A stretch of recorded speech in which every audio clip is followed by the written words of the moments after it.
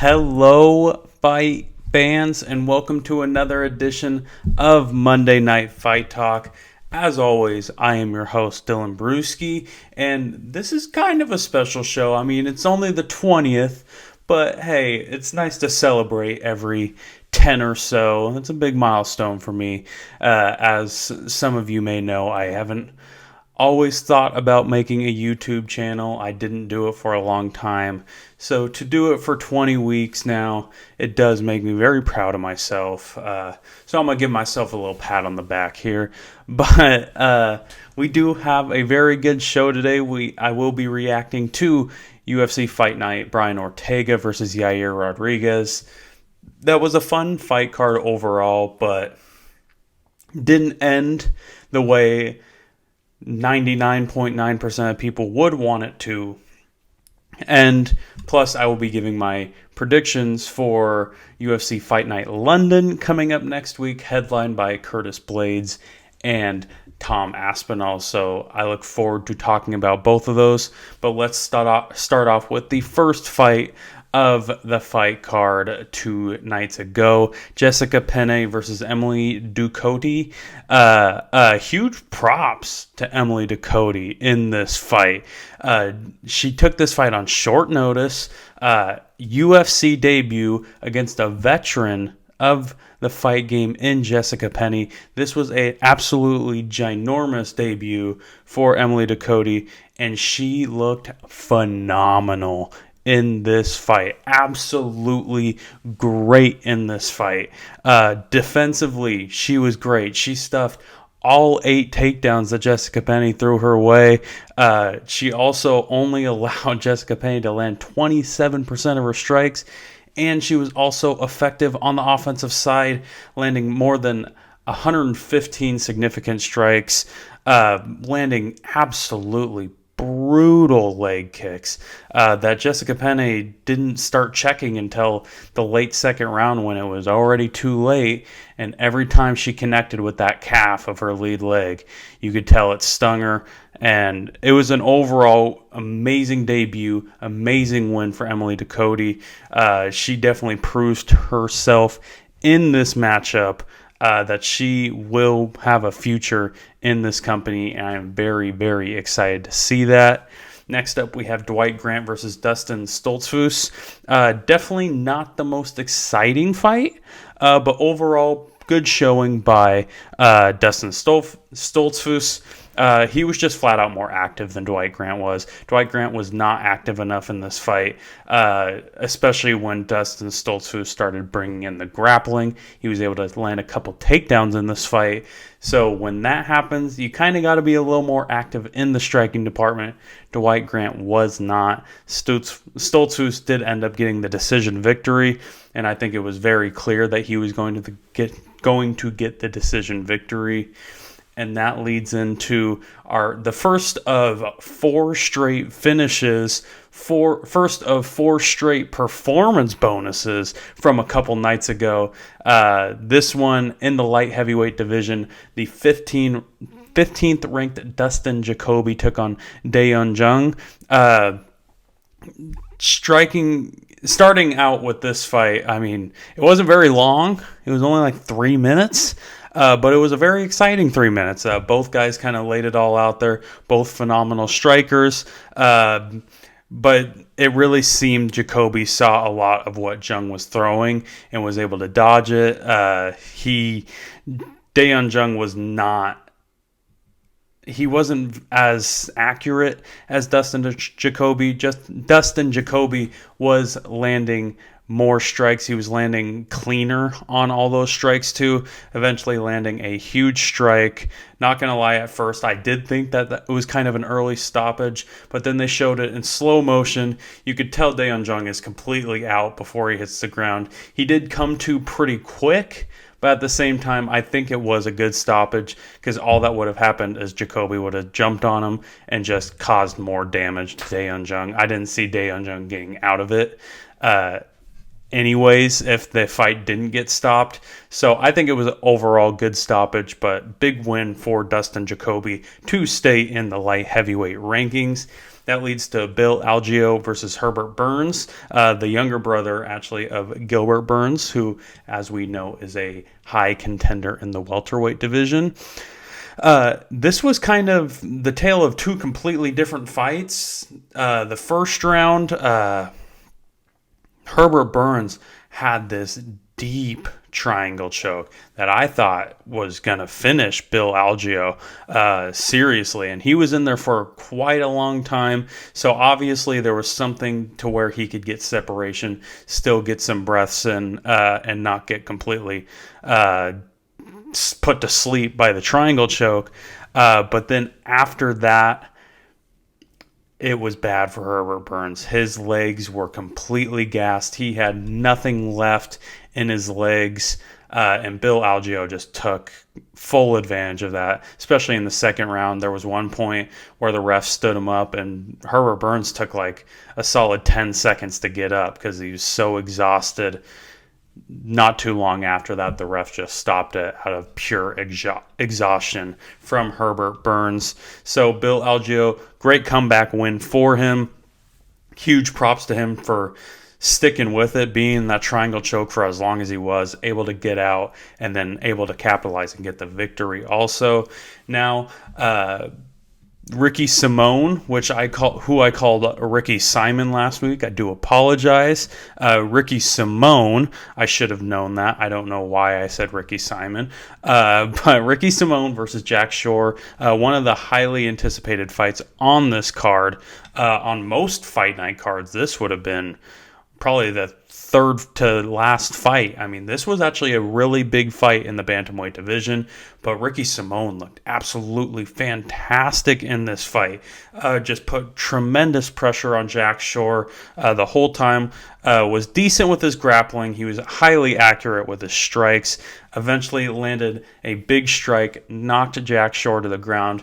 In the days that Jack Shore was in, Ricky Simone was able to get on top of him, full mount him, and then sink in the head and arm choke, take away Shore's undefeated record, and get an absolutely ginormous win in the stacked bantamweight division that we do have. So huge props to Ricky Simone for getting that W.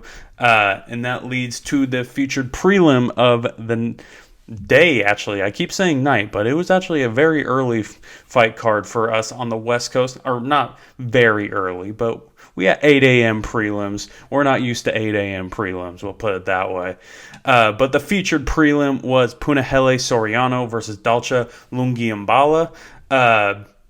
Another very fun fight. In the first round, Lungiambala did have the upper hand. He was able to get his grappling going, landing 2 takedowns, but didn't necessarily do a whole lot with those takedowns. Punahele had a huge advantage on the feet, and whenever it was on the feet, you could see that he was just far more comfortable. And whenever it did get to the ground, he was able to get up fairly quick. So huge props to him for that. This led to a early second round TKO victory with just a nasty combination of an overhand right and then an uppercut. Completely lost Lungiambala. He was able to get the TKO victory. So big win for Punahele Soriano. And congratulations to the last 4 fights. Like I said, all 4 of them got performance bonuses for the winners. So huge props to all those guys. That was a very, very fun prelim card. And thank you, because like I said, we had a 8 a.m. start time. So on a Saturday, I had to set an alarm, which I usually don't like to do. But nonetheless, it was a fun prelims, topped off with a Punahele Soriano TKO victory. Next up, the first fight on the main card, the rescheduled Lauren Murphy versus Miesha Tate fight. This fight did have a lot at stake. The former bantamweight champion Miesha Tate taking on a top 5 contender in the flyweight division in her flyweight debut. Lauren Murphy, who was a former title challenger when she lost to Valentina Shevchenko. I believe that was last year, maybe 2 years ago. But honestly, Lauren Murphy proved a lot of doubters wrong. She looked absolutely amazing in this fight. Miesha Tate should have had the upper hand in grappling. Lauren Murphy out-grappled Miesha Tate. And of course, we all knew that Lauren Murphy had the advantage on the feet in the striking department. So she used that to her full advantage. And she didn't get taken down, and that was the biggest thing for her, was to not get taken down by Miesha Tate, not let Miesha Tate get in dominant positions on the ground, because that's where Miesha Tate shines. And Lauren Murphy did all of that. She got a clear and decisive victory over a former champion. I know she's trying to put her name back into the flyweight championship contender ranks. And I think this did a lot for her, beating a former champion. Granted, it was a different weight class, but still a former champion and legend of this sport in Miesha Tate. So huge congratulations to Lauren Murphy for getting that big win. And that leads to an insanely fun fight, an insanely close fight. Shane Burgos taking on Charles Jourdain. Oh my God, it lived up to all the expectations that a lot of people going into it had. It really came down to the first round, which was insanely close. The second round was absolutely dominated by Shane Burgos. He got grappling. He got to Charles Jourdain's back and almost got a few submissions in. They were really, really close to getting in. Even one judge gave it a 10-8. But in the third round, Charles Jourdain did turn it around. He was able to get his striking going. He didn't get put on the ground at all. He very easily won that third round. Again, it all came down to the first round. Unfortunately for Charles Jourdain, two of the judges did think that Shane Burgos won that first round. I think it could have gone either way. I didn't have a real preference on who got that first round. I thought it was just so even that I wasn't going to really be angry either way. But unfortunately for Charles Jourdain, Shane Burgos did come out on top and get a majority decision victory. And that leads to our fight of the night in the flyweight division, Matt Schnell versus Sumu Darji. This was absolutely crazy. This fight was insanity, especially the second round.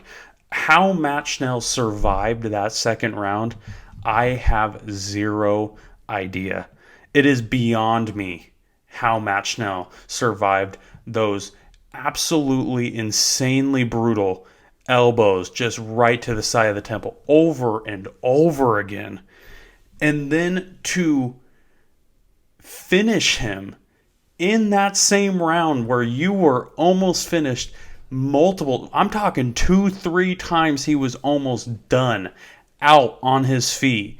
And he somehow stayed with it. He was able to sink in a triangle choke because, as we know, Matt Schnell is such a good grappler. All he needs is that one small opening, and that's what he got. He got that one small opening, and he took full advantage of it, sunk in the triangle choke, completely KO'd Sumu Darji.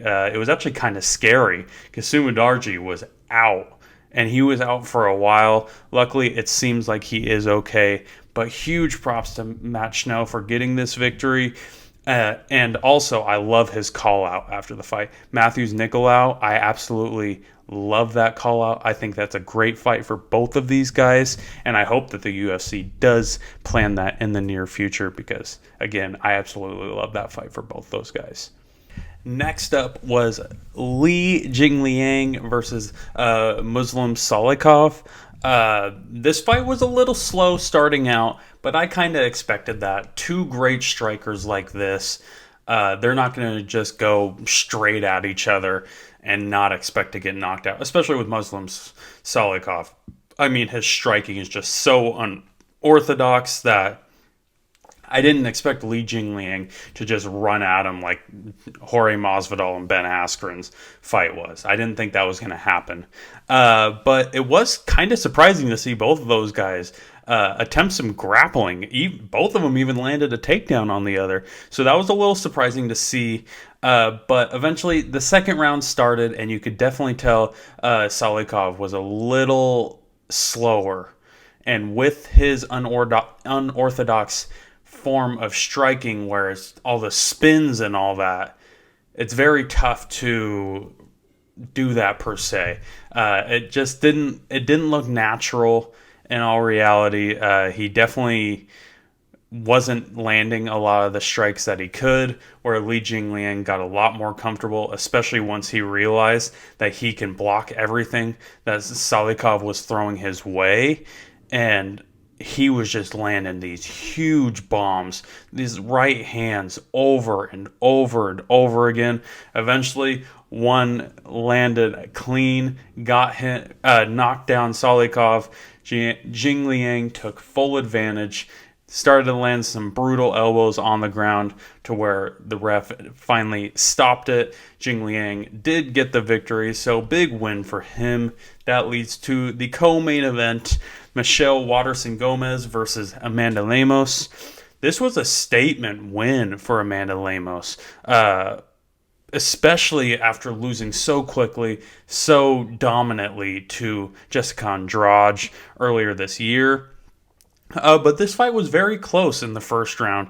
It seemed both fighters were trying to feel each other out, so it wasn't insanely active.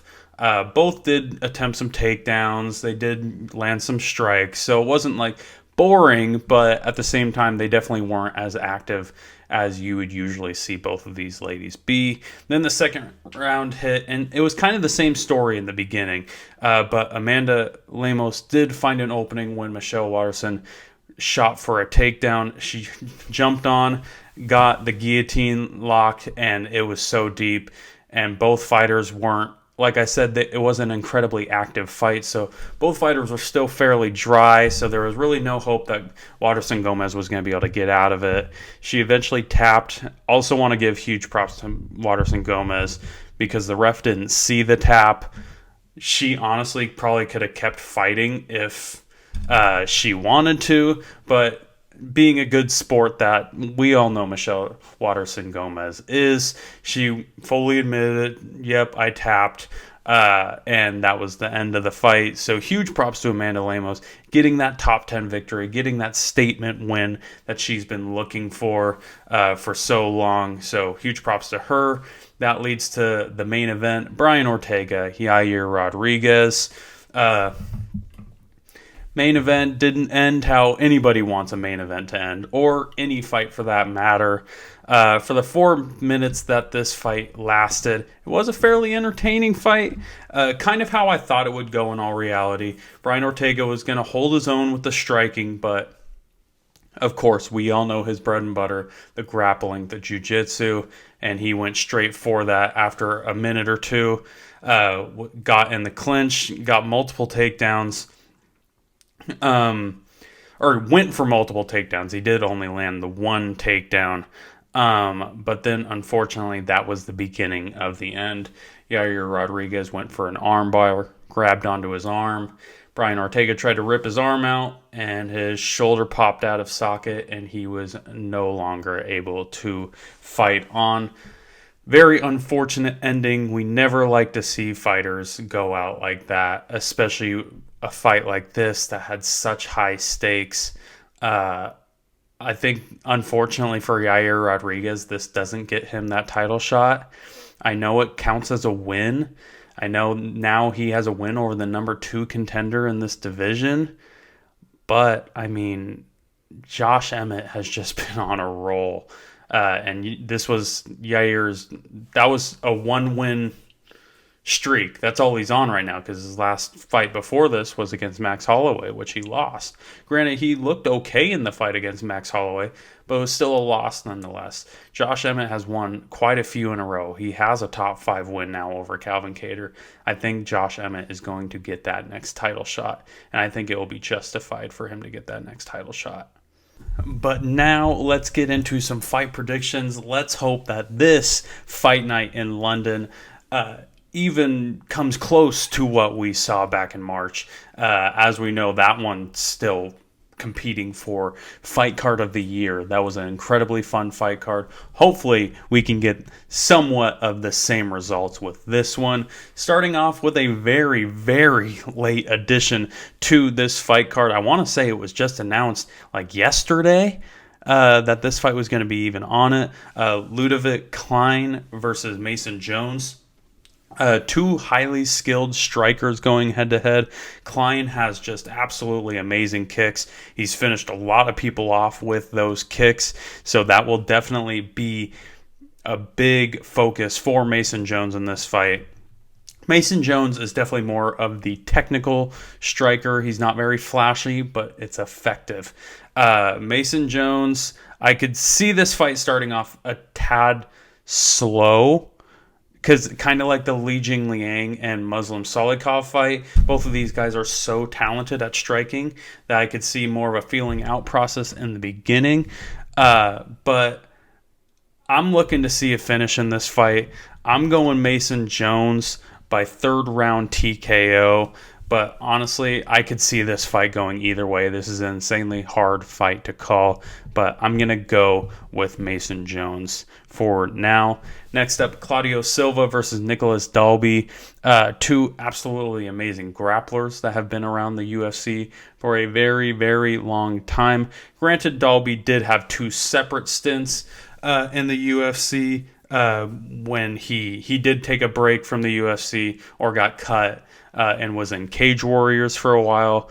While they are both grapplers, they are different stylistic grapplers. Silva is a jiu-jitsu specialist who has even beat the likes of Leon Edwards many years ago. Dalby is more of the wrestler, ground and pound, pressure type fighter. I see Dalby being far more aggressive in this fight. I think he's going to outpoint Claudio Silva in this fight, and I have Nicholas Dalby winning this fight by decision. That leads to Mandy Bohm versus Victoria Leonardo. Matchup in the women's strawweight division, where we have two ladies that have been a tad inactive as of recently, as both have not fought in nearly a year. Victoria Leonardo does have a bit of an excuse, though, as in her last fight against Melissa Gatto, she did break her arm in that fight. So what are you going to fight on with a broken arm? Probably not. So it was probably best that she took a long layoff off. Both ladies are looking for their first UFC win, and Mandy Bohm is looking to bounce back after her first loss of her career in her UFC debut. I look at both girls to try and make a statement in this fight in their respective strengths, but I like the grappling and experience of Leonardo a little bit more. I'm going Victoria Leonardo by decision. Next up, Jai Herbert versus Kyle Nelson.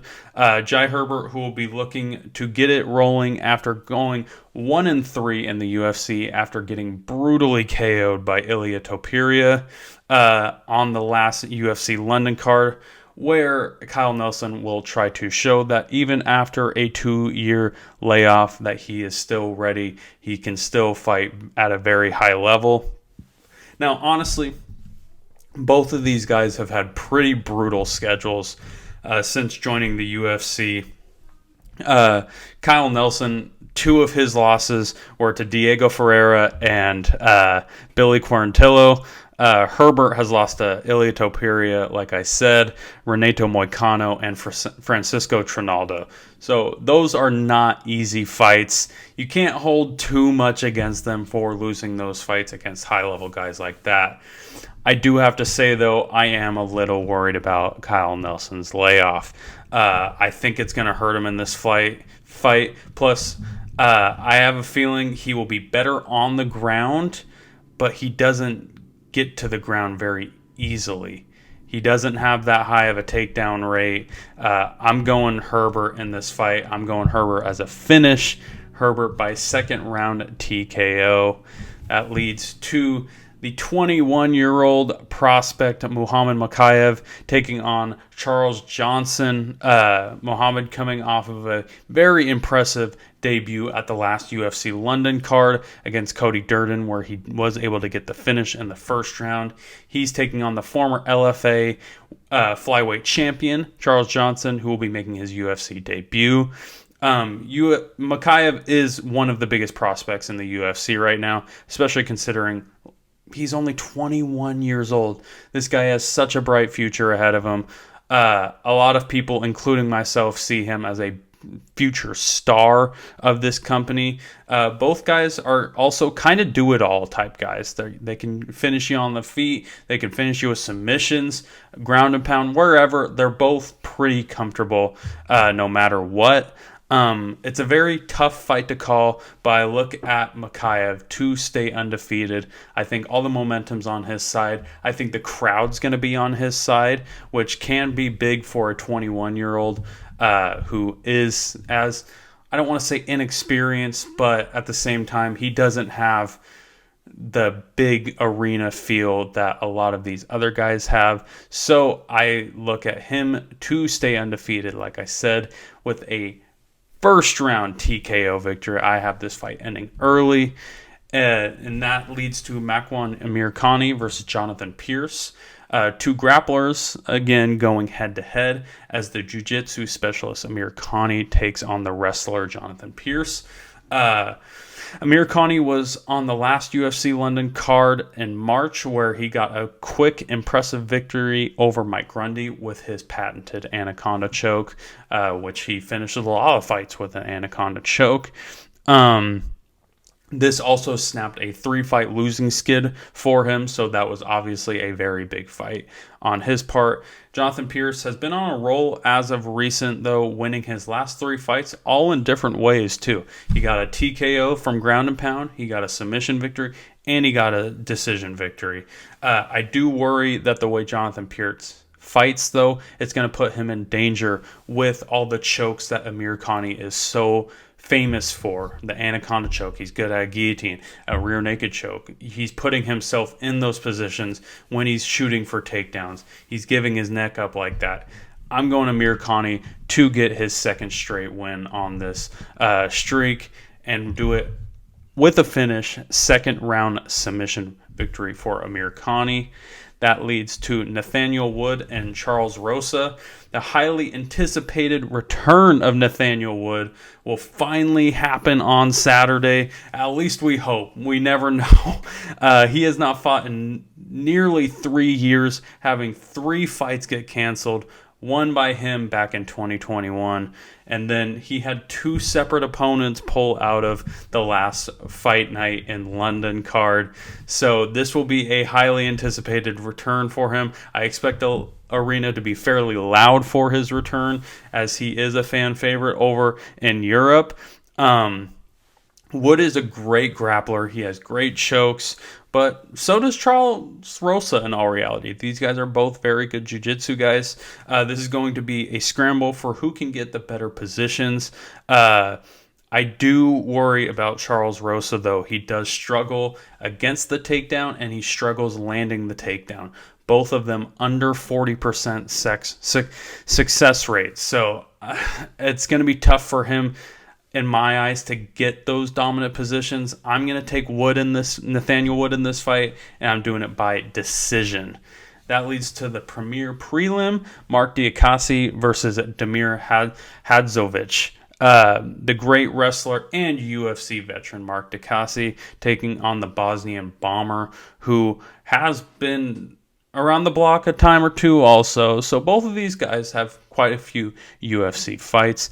I do fear for Hadzovic, though, and it seems he really struggles against high-level grapplers. If you look at a lot of his losses as of recent, he's losing to grapplers. He's not losing to the strikers.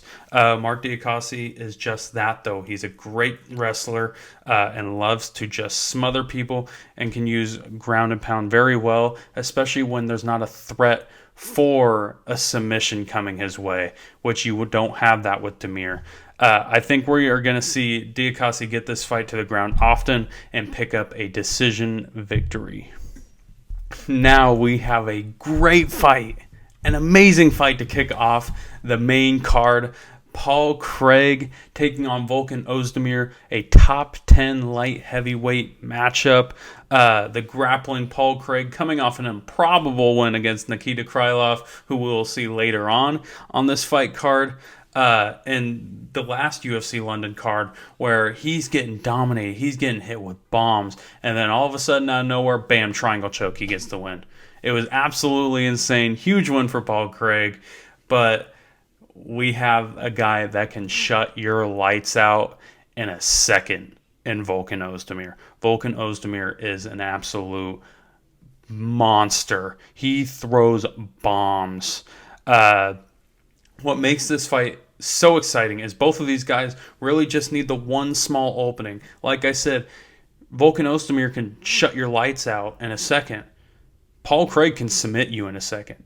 Just one small opening. That's all Nikita Krylov gave him. One small opening, bam, triangle choke, he loses. That's what Paul Craig is in grappling. That's what Volkan Ozdemir is in striking. This is going to be... And both guys are experienced. They've been around the block or two. They've faced some big names. The biggest names this division has ever seen. Both of these guys have faced. They've had big wins in their career. I'm incredibly excited for this fight. It's insanely tough to call, but I'm going with Ozdemir in this fight because I think he's going to land a big strike and completely knock out Paul Craig. Volkan Ozdemir by second round KO. Next up, Molly McCann versus Hannah Goldy. This will be one of the loudest crowd reactions of the night. I can guarantee you that when Molly McCann comes out, especially after what she did at the last UFC London card. With the spinning back elbow knockout. One of the greatest knockouts I've ever seen. One of the greatest knockouts of this year, for sure. Hannah Goldy also is riding a little high, though, after getting her first UFC victory last September. She is a lot less experienced in fighting than McCann is, though. I expect Molly to win this fight fairly easily. I like the experience on her. I like that she's well-rounded. She can strike. She can grapple. I'm going Molly McCann by decision in this fight.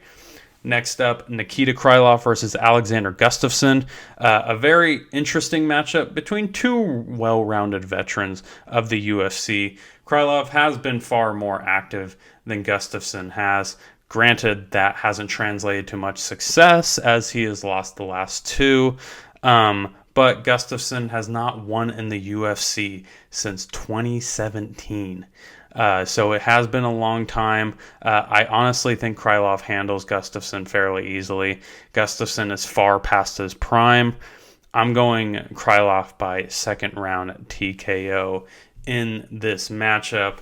And that leads to most likely the loudest crowd reaction of the night.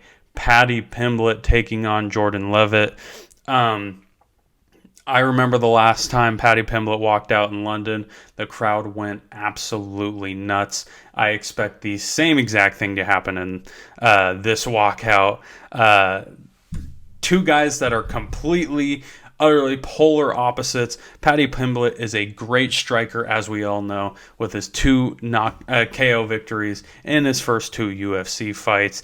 Jordan Leavitt is a tremendous grappler, has tremendous jiu-jitsu. I do see Pimblett struggling a little bit more with Jordan Leavitt than he has in his first two fights. But honestly, I think the crowd is going to pump him up. He has basically an entire country on his back. I think that's going to pump him up. He feeds off the crowd. He loves the crowd. I think that's going to propel him to a win. I'm going Pimblett, and I'm going early first round KO for Paddy the Baddy Pimblett. The co-main event of the evening, Jack Hermansson versus Chris Curtis. Originally it was supposed to be Jack Hermansson versus Darren Till, but Darren Till did have to pull out of this fight due to injury, unfortunately. As always, though, Chris Curtis is there to step up, take a fight on short notice. A month after he had an absolutely grueling matchup, I believe, against Rodolfo Vieira. I believe. Don't quote me on that. Chris Curtis is great against takedowns, which is what he's going to need. He's going to have to be his absolute best against takedowns because Jack Hermansson is the best grappler he's ever faced. He's the best wrestler he's ever faced. He's the best fighter he's ever faced. Jack Hermansson is the real deal. There's a reason that Jack Hermansson is a top 10 contender in this weight class. It's because he is one of the best wrestlers in said weight class. I'm honestly really worried about Chris Curtis in this fight. Like I said, his last fight was absolutely grueling. They were both utterly exhausted after that fight. And now, under a month later, he's facing Jack Hermanson, another great grappler. I gotta go with Jack Hermanson by decision in this fight. And I'm going pretty convincingly for Jack Hermanson to win this fight. And that leads us to our main event of the evening, a matchup with ginormous stakes in the heavyweight division. Both guys are seriously sniffing at a title shot. They are very, very close to a title shot. Curtis Blaydes and Tom Aspinall, top 6 contenders. Curtis Blaydes being the number 4, Tom Aspinall being the number 6 contender. I honestly wouldn't be surprised if the UFC cannot come up with a deal for Francis Ngannou if Francis Ngannou needs more time to rest after his knee injury where he had to have surgery. I could see the winner of this fight, the winner of Tai Tuivasa and Cyril Gane in September, being a matchup for an interim title, a vacant title if Francis Ngannou unfortunately decides to go to a different promotion or a different sport overall in boxing. But nonetheless, that's a different conversation for a different day. Again, winner of this fight, winner of Gane versus Tuivasa, I definitely see that being a matchup in the future for arguably an interim or a vacant heavyweight championship. Curtis Blaydes has been around and faced some of the best heavyweights this division has ever seen, and has had humongous wins in his career over top 10 opponents, over almost everybody. Tom Aspinall is more of an up-and-comer. He's still fairly new to the UFC. He's still very young. But coming off of his biggest win at the last UFC London card against Alexander Volkov, that propelled him in the rankings. Blaydes may be the best wrestler in the heavyweight division. He most likely is the best wrestler in the heavyweight division, and even showed that his striking is fairly good too, with a KO victory over Chris Daukaus earlier this year, where he didn't even attempt a takedown. Aspinall is an insanely quick heavyweight. He honestly he looks like a welterweight sometimes, with his footwork, with his accuracy, everything. He's well-rounded. He can finish you on the ground. He can knock you out. It doesn't matter. Tom Aspinall, I have no doubt about it, is a future heavyweight champion. I fully believe that. I have full faith in Tom Aspinall to become a heavyweight champion, and I think his role continues on this night. I'm saying he wins. I'm saying he wins by 3rd round TKO and continues his dominance through this heavyweight division. I believe that would put his win streak at 9. Not all those fights are in the UFC, but I do believe that would make it 9 straight wins in professional MMA. But that is all I have for you this week. Thank you all so much for tuning in. I'm very excited for next week's show. Bellator is back for Bellator 283, and I will actually be attending that event live, as it is in my home state of Washington. So I'm very, very excited to go see Bellator live. But not only that, I will also be, of course, reacting to UFC Fight Night London, Blaydes versus Aspinall, and also we have UFC 277 coming up in 2 weeks, headlined by Amanda Nunes and Juliana Pena, the rematch. Also, we have the interim flyweight title on the line, Brandon Moreno and Kai Kara France. The number 1 and number 2 contenders in the flyweight division. Some other huge fights on the card. Magomed Ankalaev, Anthony Smith, Alex Perez, and Alexander Pantoja, I believe it is. So some big fights on the card, the UFC 277 card, that I will be giving my predictions for. So stay tuned for that. Until then, you can find me on Instagram and Twitter at Monday Night Fight Talk for Instagram, at MN Fight Talk for Twitter. Please DM me, please follow me, share my stuff. It doesn't matter. Please, I'm trying to get my name out there. I thank you all so much for all the people that do listen weekly. Thank you all so much. You guys are all great supporters. But until then, I will see you all next week. Same time, same place. Mondays at 5 p.m. Pacific Standard Time on YouTube for Monday Night Fight Talk. Thank you all for listening.